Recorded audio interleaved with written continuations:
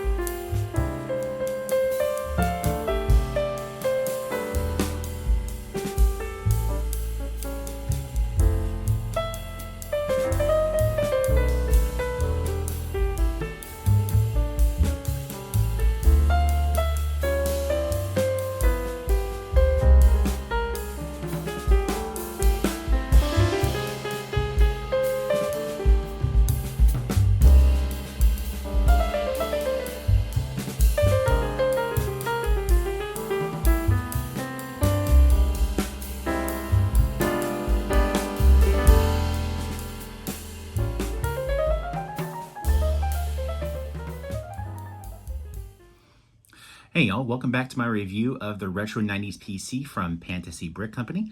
And I'm going to kind of jump around and talk about the different components. I mean, if you made it this far, you've watched the video, so you've seen the build of this. So I'm going to kind of jump around and talk about different parts of this. First thing I'm going to talk about is the mouse.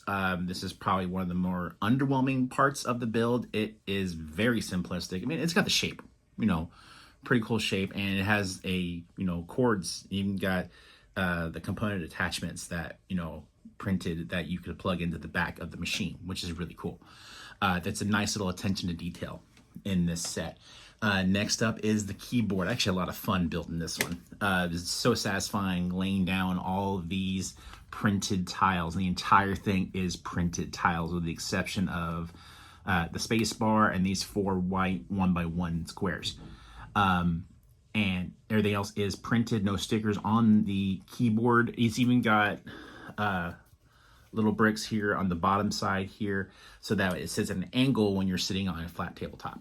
And has a color component cord as well. That one's blue, the other one was purple. So really nice, really satisfying to build this one. Nice little extra touch, you get a mouse pad. Your PC is perfectly stable and is running with absolutely no problems whatsoever, and it's on mouse pad material, which is really cool. I'm going to talk about the monitor next, right here. This thing is fairly accurate. The old boxy monitors we used to have when I was growing up as a kid. On the back, more printed tiles. This thing is full of printed materials. There's only one sticker in the entire set. I'll show you that in a little bit. But everything else is printed. Power button, all the little controls you would see on an old school monitor. This is an insert, the Minesweeper insert that you can just stick inside here like that. And there is another insert. You can take off the top here. You can actually insert this card. Comes with one side as a Windows desktop, the other side as a DOS prompt. For those who are my age, remember DOS, the operating system. Very nice. I had a lot of fun putting that together.